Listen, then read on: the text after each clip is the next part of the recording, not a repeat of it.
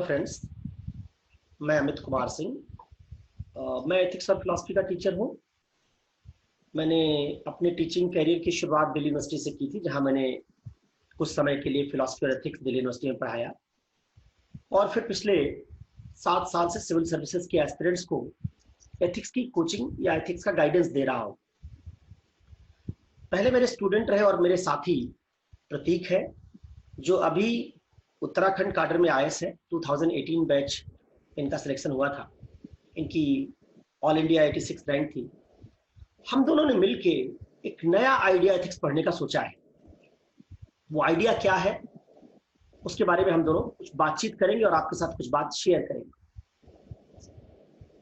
हमारा आइडिया ये है कि एथिक्स पढ़ने का एक नया मॉडल होना चाहिए, जिस मॉडल में सिर्फ कोर कॉन्सेप्ट सीखने की बजाय हम स्टूडेंट्स को इस पूरे प्रोसेस में इंगेज करें, उनके क्वेश्चंस ले, पिछले ईयर के क्वेश्चंस पेपर को डिस्कस करें, मॉडल आंसर कैसे बनाए जाएंगे इसको डेमोन्स्ट्रेट करें, एक ही सवाल को अलग अलग तरीके से कैसे लिखा जा सकता है इसको करके दिखाएं, जो करंट इश्यूज हैं सिलेबस के अलावा भी उनके एथिकल डायमेंशन क्या हो सकते हैं उन पर आपके साथ बातचीत करें और इस तरीके से एक एथिकल इंसाइट आप में डेवलप करें, जिससे आप किसी भी एथिक्स के सवाल को ज्यादा डायनामिक अप्रोच के साथ हैंडल कर सकें और आपकी एथिकल समझ, एथिकल इंसाइट ज्यादा रिच बन सके।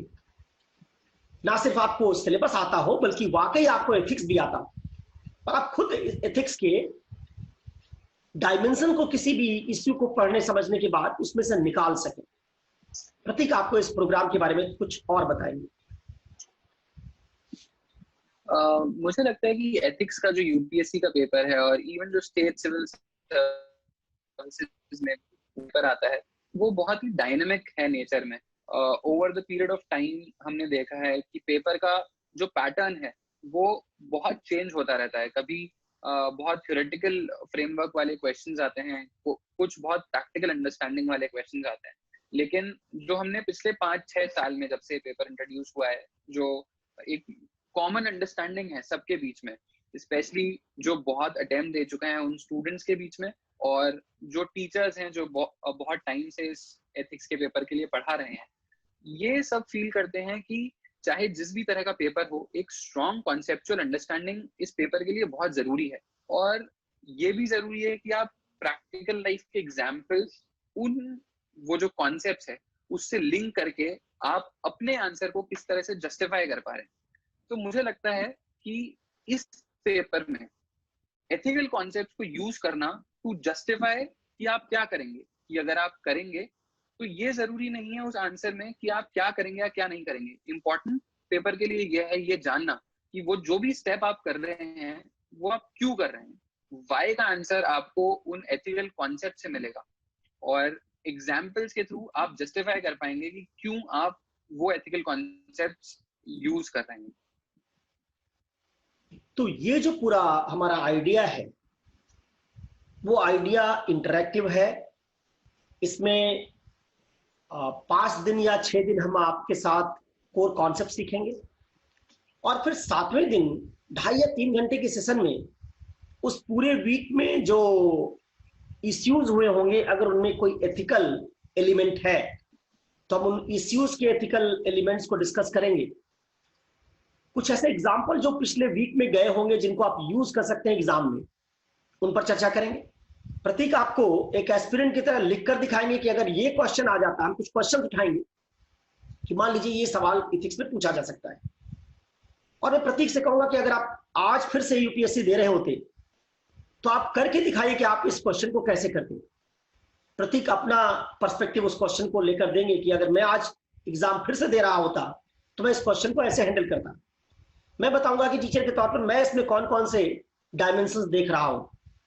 इस पूरी चर्चा से एथिक्स के सिलेबस को सीखने के अलावा भी आप ये समझ सकेंगे कि कैसे एक स्टूडेंट और एक टीचर दोनों के अप्रोच को कंबाइन करके आप एक बढ़िया आंसर बना सकते हैं। और इसमें ज्यादा बड़ी बात जो है वो ये है कि आप एथिक्स लर्न करेंगे, सिर्फ सिलेबस नहीं सीखेंगे। आप सीखेंगे कि कैसे अलग अलग जस्टिफिकेशन, एग्जाम्पल, अप्रोचेस, इनको कंबाइन करके एक ज्यादा बेहतर आंसर तैयार होता है और इसी उसकी एक गहरी समझ बनेगी, जो मुझे लगता है कि ना सिर्फ एथिक्स में बल्कि एसे में, सोशल इश्यू में, सब जगह काम आएगी। क्योंकि अल्टीमेटली आप कोई जेंडर का इश्यू कर रहे हैं, उसके एथिकल एलिमेंट्स, आप उसके एथिकल पर्सपेक्टिव को अगर सीखते हैं तो जेंडर पर सवाल अगर फर्स्ट पेपर में आएगा तो वहां भी आप उसको यूज करेंगे। जीएस के सेकंड पेपर में भी पॉलिटी का कोई क्वेश्चन होगा तो वहां भी आप इसको यूज करेंगे। तो हम एथिक्स को ज्यादा डायनामिक बनाना चाहते हैं और आपकी अंडरस्टैंडिंग को ज्यादा वास्ट बनाना चाहते हैं, उसका होराइजन बढ़ाना चाहते हैं।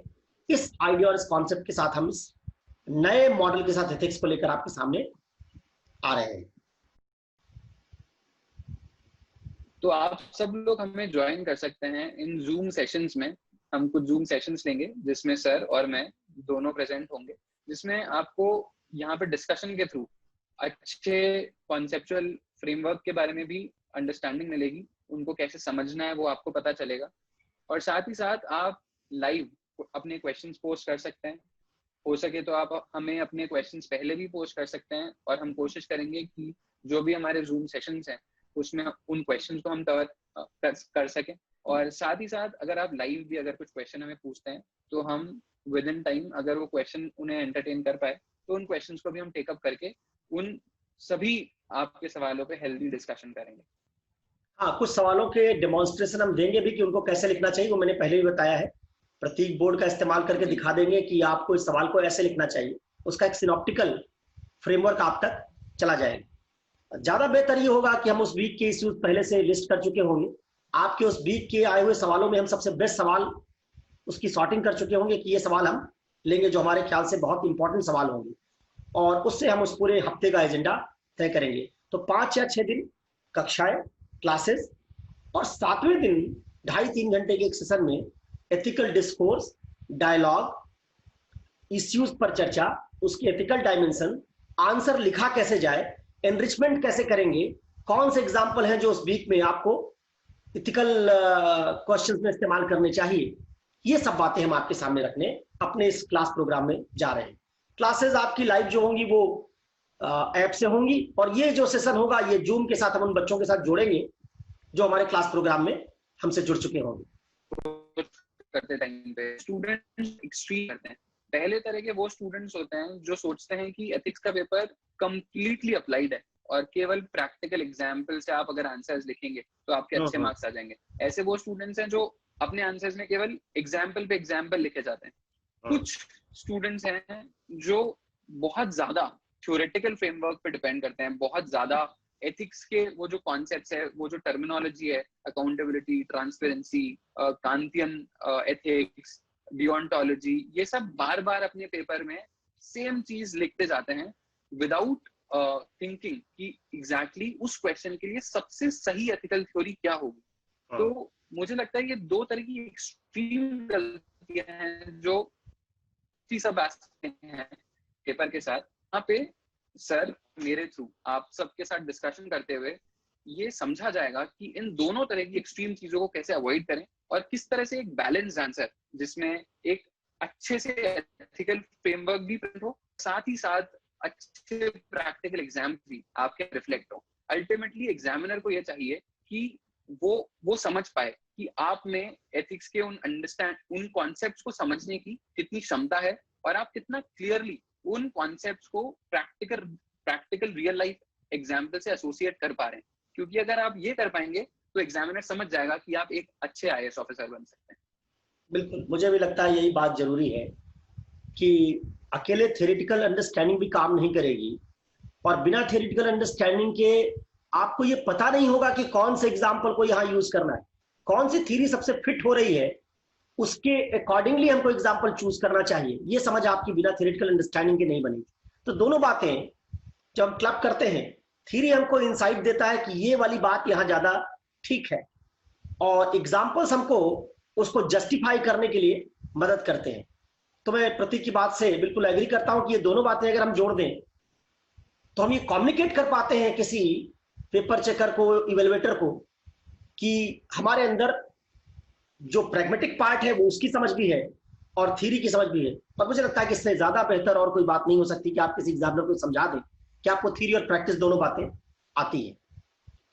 इस आइडिया के साथ हम आपके सामने आएंगे और इसके बारे में ज्यादा जानकारी आपको हमारे स्क्रीन पर दिए जा रहे नंबर्स और जो कांटेक्ट डिटेल है उनसे मिल सकेगी।